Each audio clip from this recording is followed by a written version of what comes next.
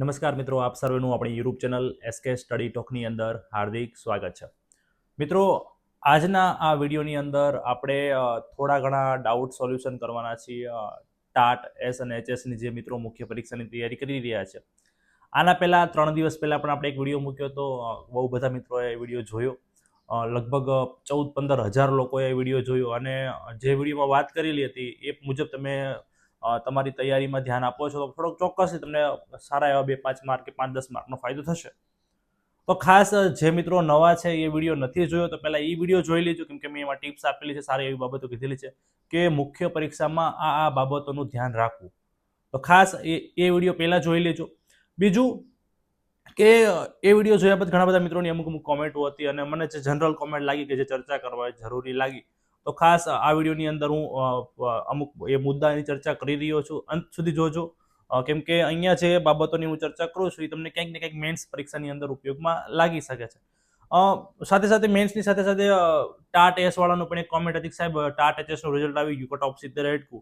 ટૂંકમાં 70 કે 70 કરતાં વધુ માર્કવાળા મિત્રોને મેન્સ આપવા દેવામાં આવી.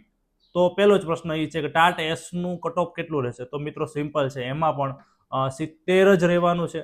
તમારા માર્ક 70 હોય કે 70 કરતાં વધુ હોય એટલે મંડી જ પડજો, કોઈની રાહ ન જોતા. અને જે મિત્રો તો ઘણા તો 100 માર્ક હોય તોય પૂછતા હોય, તમારે પૂછવાની મિત્રો જરૂર જ નથી. પ્રિલિમનું પેપર સાઈડમાં મૂક દો, હવે કાઢતા પણ નહીં. અત્યારે તમારું 100% ધ્યાન જે છે એ મેઇન્સ ઉપર હવે હોવું જોઈએ. તો પહેલો આ મુદ્દો હતો. બીજો, ત્યારે મિત્રો મેં વાત કરી હતી કે પહેલે જે વિડીયો બનાવ્યો ત્યારે કીધું લખીને પ્રેક્ટિસ કરજો, કેમ કે તો જ તમારા અક્ષરની સારો આવશે. પણ પ્રશ્ન એ થાય છે કે જ્યારે આપણે લખવા બેસીએ એટલે લખવામાં એક પ્રશ્ન વાંચો, હવે એક પ્રશ્ન લખીએ, બીજો પ્રશ્ન વાંચો, બીજો પ્રશ્ન લખીએ, તો આવું રોજ કરીએ તો મિત્રો સમય ઘટે. કેમ કે હવે આપણે જે મિત્રો હજી શરૂઆત કરી હોય તો લાંબા સમયથી કરતા એના માટે પણ બધું વાંચે ને બધું લખીએ તો પતે નહીં. તો શું કરવું? તો મિત્રો સિમ્પલ છે, દરેક પ્રશ્નો લખવાના નથી. તમે લખવાનું શું લેવા કે તમને અક્ષર સુધરે, પ્રેક્ટિસ થાય, ટાઈમિંગ મેનેજમેન્ટ થાય, એના માટે આપણે કહીએ છીએ. એટલે બધું તમને જે ઇમ્પોર્ટન્ટ લાગે, ખાસ જે અઘરા પ્રશ્નો સહેલા છે તો તમે મનન કરીને પણ, આંખો બંધ કરીને પણ વિચારી શકો છો. પણ અઘરા પ્રશ્નો જે છે કે જે તમને વચ્ચે ભૂલાઈ જતા હોય, લખતા વચ્ચે અટકી જતા હોય, તો ખાસ એવા પ્રશ્નોની પ્રેક્ટિસ કરવી. એટલે દરેક વસ્તુ તમે મિત્રો ચોક્કસથી દરેક વસ્તુ લખી શકવાના નથી અને દરેક વસ્તુ લેખ કરશો તો ચોક્કસથી તમારે સમય ઘટવાનો છે. એટલે ખાસ જરૂરિયાત લાગે રોજ તમે વાંચવા, ધારો કે 6 કલાક કે 7 કલાક બેસતા હોય તો 2 થી 2.5 કલાક જેટલું લખાણ રાખો અને બાકીનું વાંચન કરો. તમે તમારી રીતે જે છે આ પ્રકારનું આયોજન જે છે એ કરી શકો છો કે કેટલો સમય વાંચનને આપો અને કેટલો સમય લેખનને આપો. બીજું, અમુક મિત્રોને એવી પણ કોમેન્ટ હોય કે સાહેબ અત્યારે ટેટ 2 ની વાંહે બધી વાત થાય છે, ઘણી બધી એકેડમી બેચવી પાડી, તો ટેટ 2 ઉપર ફોકસ કરવું. ઘણા એવું કોમેન્ટ કરે સાહેબ મારે ટાટ એસની અંદર 75 જેવા માર્ક થાય છે, ડાઉટફુલ છું કે માર્ક સુધરશે તો હું ટાટ એસ મૂકીને ટેટ 2 ઉપર જાઉં. ના મિત્રો, જે મિત્રોને પ્રિલિમિનરી જે આન્સર કી આવેલી પહેલી એ મુજબ જો 70+ માર્ક થતા હોય ને, 71, 72, 73, તમે ટેટ 2 ઉપર મિત્રો હાલ ફોકસ ના કરતા. કેમ કે આ જે નોકરી છે બહુ સારી નોકરી છે, ગ્રેડ પે પણ બહુ સારો છે, ઓલા કરતાં 4200નો ગ્રેડ પે મળે છે. પગાર ધોરણ સ્ટાર્ટિંગ પગાર 40,800 મળશે, ઓલામાં 26,000 મળશે ટૂંકમાં. અને એમાં 8મો પગાર પાંચ લાગુ પડશે એટલે પગાર આનો ઘણો બધો નહીં તો 60,000, 65,000 પ્લસ પગાર તમારો જતો રહેશે મિત્રો. એટલા માટે ખાસ જે છે એ તમારી પહેલી પ્રાયોરિટી ટાટ એસ જ હોવી જોઈએ. ટેટ 2 ઉપર હાલ ફોકસ કરતા નહીં, પાછળથી મેન્સ પતે પછી ટેટ 2 જ કરવાના છે આખું કામ. એટલે ખાસ અત્યારે હાલ પૂરતું જો તમારો પ્રિલિમમાં માર્ક એટલા થઈ જતા હોય તો મૂકતા નહીં, તક જે છે એ ઝડપી લેજો. બીજું, બહુ એક પ્રશ્ન સૌથી વધુ ચર્ચામાં આવતો કે જે છે એ પ્રેક્ટિસ લીટીવાળા પેજમાં કરવી કે કોરા પેજમાં. તો મિત્રો આપણે નોર્મલી જીપીએસસીની જે પરીક્ષા લેવાતી હોય છે એની અંદર મિત્રો બ્લેન્ક પેજ આવતા હોય છે, એકદમ કોરી. આપણે કેમ A4 સાઇઝનું પેજ હોય અને બંને બાજુ હાંસિયા દોરીને આપણે વચ્ચે લખતા હોય. પણ રાજ્ય પરીક્ષા બોર્ડ જે પેપર લે છે એની અંદર લીટીવાળા પેજ, 2023ની અંદર પણ લીટીવાળા પેજ આવેલા. કદાચ જો પાછળથી નિયમ ફેરવે તો આપણને નક્કી નથી, આપણે એવું કંઈ ના ન પાડી શકીએ કે કેમ તમે જે છે એ લીટીવાળા પેજ ન આપ્યા, ગયા વખતે તો આપ્યા હતા. એટલે વધુ પડતી પ્રેક્ટિસ, સારી એવી પ્રેક્ટિસ જે છે એ તમારે લીટીવાળા પેજની અંદર જ કરવાની છે. અને ખાસ સાથે થોડી ઘણી પ્રેક્ટિસ પ્લેન પેજમાં પણ કરી લેજો. છેલ્લી ઘડીએ જો એમને રાજ્ય પરીક્ષા બોર્ડે પ્લાન ફેરવો અને કોરા પેજ આપ્યા અને તમારે પ્લેન ચડ્યા તો સીધા કેટલા બધા માર્ક જશે તમે વિચારી લેજો. એટલે હું એવું કહેવા માંગીશ કે બંને સૌથી વધુ સારું એવું ફોકસ તમારું લીટીવાળા પેજમાં જ હોવું જોઈએ, પણ થોડુંક જે છે એ કોરા પેજમાં કરી લેવું. કારણ કે પછી ઘણાને એવું થતું હોય કોરા પેજમાં લખવા જાય ને તો આમ સીધી લીટી ના ચાલે, આમ ઉપર ચડે કાં તો નીચે જાય, સીધું ન ચાલે.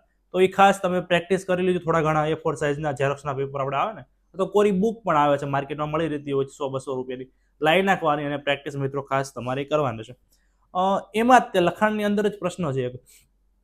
ઉમેદવારો પ્રશ્ન કરતા હોય સાહેબ અમે નાના હતા ને કે 5મા ધોરણમાં ભણતા હતા, 6ઠ્ઠા ધોરણમાં, ત્યારના ગુજરાતી લખીએ છીએ, ત્યારના નીચેની લીટીને અડાડીને લખીએ છીએ. પણ ગુજરાતી ભાષાનો નિયમ એવો છે કે જે શબ્દો હોય છે કે જે લખાણો હોય છે એ ઉપરની લીટીને અડાડીને લખવાનું હોય છે. અક્ષરો જે છે એ લટકતા હોય છે. આ નિયમ છે.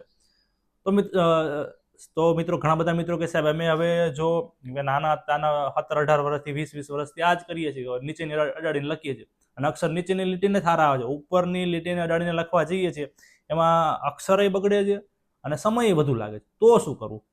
ફરજિયાત ઘણા મિત્રો કહે છે ફરજિયાત ઉપરની લીટીને અડાડીને લખવું જ પડશે. તો મિત્રો હું તો એમ કહીશ કે પૂરેપૂરો પહેલા પ્રયત્ન કરવાનો કે ઉપરની લીટીને અડાડીને જ લખીએ. અક્ષર બહુ બગડતા હોય, બહુ બધું સમય બગડતો હોય તો પછી નીચેની લીટીને અડાડીને લખી નાખવાનો. કોઈ પેપર ચેકર નકરા તમારા માર્ક કાંઈ નહીં કરે. મારું જ ઉદાહરણ આપું. મેં મારા પેપરની અંદર જે 2023માં મેં પાસ કરેલી, તો એની અંદર મિત્રો મેં નીચેની લીટીને અડાડીને જ લખેલું. મારે પણ આ સમસ્યા થયેલી કેમ કે ઉપરની લીટીને કાંઈ ફાવતું જ નહોતું, અક્ષર બગડતા હતા. સમય ટાઈમિંગ મેનેજમેન્ટ પણ જોવાનું ને આપણે, કેમ કે જે વસ્તુ છે એ ચોક્કસ સમય મર્યાદામાં પૂરી કરવાની છે. ઉપરની ઝાઝાવાળાથી એ કરેલું એટલે હાથ એ પ્રમાણે વળતો નહોતો. પ્રેક્ટિસ કરી પણ કંઈ બહુ કંઈ ભેગું થયું નહીં. એટલે નીચેની લીટીને અડાડીને જ મેં લખેલું. એટલે તમે પણ પહેલી પ્રાયોરિટી પૂરેપૂરો પ્રયત્ન કરજો. અક્ષર સારા આવતા હોય અને સ્પીડમાં જો લખાતું હોય, ટાઈમિંગ જેટલો ટાઈમ હોય છે એ સમય મર્યાદામાં પતતું હોય તો ચોક્કસથી ઉપરની લીટીને અડાડીને લખજો. બાકી જો ન થાય, હજારો ઉમેદવારો એવા છે કે જે અત્યારે ગવર્મેન્ટ જોબમાં લાગેલા છે, માધ્યમિકમાં, ઉચ્ચતર માધ્યમિકમાં, જેણે નીચેની લીટીને અડાડીને લખેલું હતું. એટલે બહુ નિશ્ચિંત રહેજો. બહુ કાંઈ આખી નોકરી જતી રહેશે એવી કંઈ ગંભીર સમસ્યા નથી આ. એટલે ટ્રાય કરવાની, પણ જો ન થાય તો પછી નથી થતું એમ માનીને નીચેની લીટીને અડાડીને મિત્રો લખી નાખજો. ઓકે. એના પછીનો એક પ્રશ્ન હતો, આમ તો તૈયારી બાબતનો નહોતો પણ એક ચર્ચા કરવાનું મને યોગ્ય લાગ્યું. એક બેન કે કોઈક ભાઈનો કમેન્ટ દેખ સાહેબ એસએસમાં જગ્યા ઓછી આવશે, બીજે કોઈક આવું કંઈક કહે છે કે જગ્યા ઓછી આવવાની છે તો અમે ન વાંચવી. મિત્રો આ કોમેન્ટ ચર્ચામાં લેવાનું કારણ કે તમે અત્યારથી આવી શું લેવા ચર્ચા કરો છો? હવે આવી ચર્ચા તમે કરશો, તમે તૈયારી કરો છો, વાંચો છો અને એક ભાઈ એવું કીધું કે એસએસમાં જગ્યા ઓછી આવવાની છે, એ વસ્તુ તમારા માઇન્ડમાં નેગેટિવ અસર ઊભી કરશે. જ્યારે નકારાત્મકતા આવશે મિત્રો એટલે તમને વાંચવામાં સીધી અસર થશે, વાંચવામાં એની મજા આવે. એ બધું પછીનો પ્રશ્ન છે. મને પણ નથી ખબર કે એસએસમાં જગ્યા ઓછી આવવાની છે, બધું આવવાની, કોઈને નથી ખબર. રોસ્ટર રજિસ્ટર પ્રમાણિત થશે એના પછી ફાઇનલ દરેક જિલ્લા વાઇઝ, ભાષા વાઇઝ, સબ્જેક્ટ વાઇઝ જગ્યા આવતી હોય છે. પણ કદાચ ચલો જગ્યા ઓછી આવવાની હોય કોઈ પણ વિષય હોય, તો એક જનરલ વાત કરું છું, તો પણ મહેનત વધુ કરો. જો માર્ક વધુ જે 5 માર્ક આવવાના છે તમારે, કે ધારો કે જે માર્ક આવવાનો હોય એમાં 5 માર્ક વધુ એડ કરજો, મહેનત વધારી દો. મહેનત વધુ હશે, તમે ટોપમાં હશો તો જગ્યા ભલે 5 આવતી, તમે પહેલા 5માં હશો તો તમારો વારો આવી જ જવાનો છે. એટલે આવી રીતે એને પોઝિટિવમાં લો. જો જગ્યા ઓછી છે તો મહેનત વધારો, સમજો છો. નેગેટિવમાં લેશો તો મિત્રો તમને ચોક્કસથી જે છે એના ગેરપરિણામો તમને પરીક્ષાની અંદર જોવા મળશે. એટલે ખાસ આ વસ્તુનું ધ્યાન રાખજો. આવી બધી બિનજરૂરી બાબતોમાં પડ્યા વગર ખાસ તમારું ફોકસ એક જ હોવું જોઈએ કે મારે પરીક્ષામાં શું વાંચવું, કેવી રીતે વાંચવું, કેવી રીતે હું લખાણ કરીશ અને કેવી રીતે મારા સારા માર્ક આવશે. આ જ બાબતોનું તમારે ખાસ ધ્યાન રાખવાનું છે. બીજું, જૂના વિડીયોની અંદર પણ કોમેન્ટ હતી કે સાહેબ આપણું ઘણા કહેતા ટેલિગ્રામમાં તમને ખબર છે કે સરકારે થોડાક સમય માટે બેન કરેલું છે, કે ત્યાં આપણે મોસ્ટ ઓફ અપડેટ આપતા હતા મિત્રોને, ત્યાંથી જવાબ આપતા હતા. તો અમુક મિત્રોના મેસેજ હતા કે સાહેબ તમારું મટીરિયલ કઈ રીતે મેળવવાનું અમને ખબર નથી. મિત્રો આપણે મટીરિયલ ટેલિગ્રામમાંથી નથી, પહેલા આપણે એ રીતે આપતા હતા એ રીતે નથી મેળવવાનું. આપણી ખુદની એપ્લિકેશન છે પ્લે સ્ટોરમાં, અહીંયા લખેલું એ પ્રમાણે SK સ્ટડી ટોક સર્ચ કરશો એટલે તમને ઇન્સ્ટોલ કરી લેવાની છે.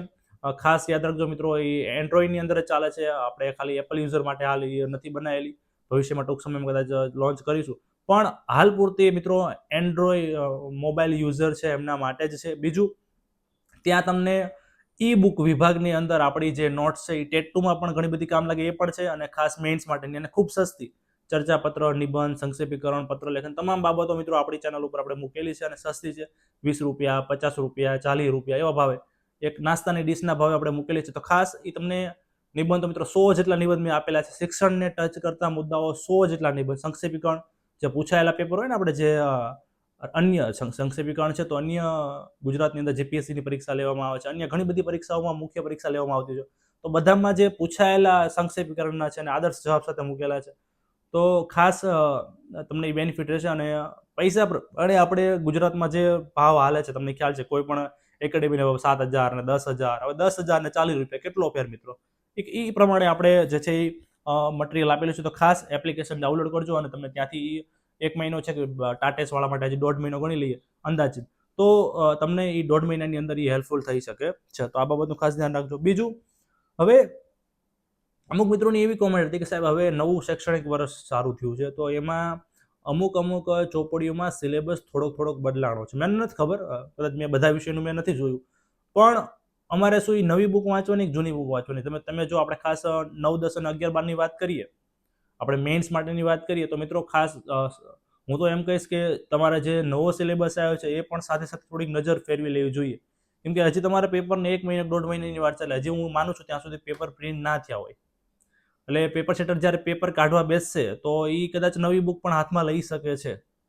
એટલે સિલેબસ જો 99% લગભગ બધાને મોસ્ટ ઓફ થોડોક જૂનો જ છે, ખાસ ગણિત વિજ્ઞાનવાળાને બધાને બહુ ચેન્જ નથી. પણ કદાચ જે વિષયમાં ચેન્જ થયો હોય, સુધારો થયો હોય થોડો ઘણો, તો નવું પણ થોડુંક ધ્યાને લઈ લેજો.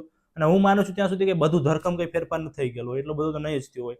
આ એ ખબર છે કે આપણે ધોરણ 6, 7, 8ની અંદર ને એમાં સામાજિક વિજ્ઞાનની ચોપડીને બધું નવું આવ્યું છે, પણ એ તો ટેટ 2માં આપણે એ તૈયારી નથી કરવાની. આપણે 9, 10, 11, 12ની વાત છે. ટાટેસ વાળા માટે, ટાટેસ માટે 11, 12 અને ટાટેસ માટે 9, 10. તો તમારા વિષયમાં જે નવું આવ્યું થોડુંક ધ્યાને લઈ લેજો, કેમ કદાચ પૂછી લે તો આપણે ત્યાં બાજવા નહીં જઈ શકીએ, એમને નહીં કહી શકીએ તમે શું લેવા આમાંથી પૂછ્યું. એટલે થોડુંક ઉપર ચડી, જો સિલેબસ બદલાણો હોય તો નજર ફેરવી લેવી જોઈએ. બીજું, આજના વિડીયોનો મિત્રો આપણે છેલ્લો પ્રશ્ન, ગુજરાતી જે પેપર 1 છે, જે જનરલ સબ્જેક્ટ છે તમારો, પેપર 2ની અંદર તો બધાના વિષય આવતા હોય છે અને પેડાગોજીની બધું પૂછાતું હોય છે.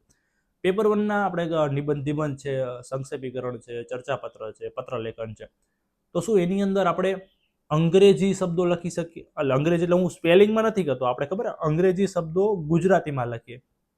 ધારો કે આપણે નવી રાષ્ટ્રીય શિક્ષણ નીતિ છે, જે ગુજરાતી શબ્દ છે, નવી રાષ્ટ્રીય શિક્ષણ નીતિ, એને હું ગુજરાતીમાં જ તે પણ આપણે કેમ ન્યૂ એજ્યુકેશન પોલિસી જે હું ગુજરાતીમાં લખું છું, તો આવી રીતે ગુજરાતીની અંદર અંગ્રેજી શબ્દો લખી શકીએ. તો હું એવું કહેવા માંગીશ, પૂરેપૂરો પ્રયત્ન કરવો મિત્રો કે શુદ્ધ ગુજરાતીમાં લખીએ. જો તમારા નિબંધની અંદર, ચર્ચાપત્રની અંદર કે પત્રલેખનમાં જો બહુ વધુ પડતા અંગ્રેજી શબ્દો આવશે તો એ તમે ગુજરાતી માટેનું પેપર છે, એમાં નકરું અંગ્રેજી કરશો. આપણે ઘણાને ટેવ હોય કે રોજબરોજમાં એક વાક્ય બોલે તો વચ્ચે એકાદો અંગ્રેજી શબ્દ આવી જતો હોય, તમને ખ્યાલ હશે, ઘણાને આવું થતું હશે. જો એ જવાબમાં આવશે મિત્રો તો એની અસર તમારા માર્ક ઉપર થશે. એટલે પહેલા અમુક શબ્દો એવા હોય છે કે જેનો શુદ્ધ ગુજરાતી શબ્દ લખવા જઈએ, કદાચ આવડતો પણ ના હોય, અઘરો પડે, તો કદાચ અંગ્રેજી શબ્દ મૂકી દેવાનો. પણ પહેલો પૂરેપૂરો પ્રયત્ન એવો કરવાનો કે કદાચ એનો સમાનાર્થી શબ્દ મૂકી દો, એવું લાગે તો અઘરો શબ્દ આપણને આવડતો નથી, એને રિલેવન્ટ એનો સમાનાર્થી શબ્દ ત્યાં એડ કરી દો કે જે સેટ થાય એમ હોય. પણ બહુ અંગ્રેજી શબ્દો જો તમારા લખાણની અંદર દેખાશે તો એ તમારા માર્ક કાપશે. એની સાથે સાથે કહી દઉં, માર્ક કાપવામાં જોડણીની ભૂલો કપાવશે. બીજું, વ્યાકરણ શુદ્ધિના નિયમો, ક્યાં પૂર્ણ વિરામ મૂકવું કે ક્યાં અલ્પ વિરામ મૂકવું, ખાસ અનુસ્વારના નિયમો, ક્યાં અનુસ્વાર આવે ક્યાં અનુસ્વાર ન આવે. તો આ નાની નાની ભૂલો જો તમે બહુ કરેલી હશે, ઇંગ્લિશનું બહુ લખેલો હશે શબ્દો, 1 માર્ક ઉડે, નકરું જોડણીની બધી ભૂલો હશે 1-2 માર્ક ઉડે. તો આવી રીતે બધું જે રળેલું છે, જે કમાયેલું છે, એ પણ જતું રહેશે. એટલે આવી બધી થોડી નાની નાની બાબતો ધ્યાન રાખશો એટલે મિત્રો તમને પરીક્ષાની અંદર ખૂબ જ બેનિફિટ થશે. આટલો જ વિડીયો હતો. વિડીયો ગમ્યો હોય તો વિડીયોને લાઇક કરજો. આવા બીજા આપણે ગાઈડન્સના વિડીયો હજી મૂકતા રહેવાના છે. ટેટ 2 માટે પણ મૂકીશું ઘણા બધા વિડીયો. તો ખાસ ચેનલ ઉપર નવા હોય તો ચેનલને સબસ્ક્રાઇબ કરી દેજો અને તમારા બીજા મિત્રો જે ટેટાટની તૈયારી કરતા હોય એને આપણા વિડીયોની લિંક શેર કરશો. ધન્યવાદ.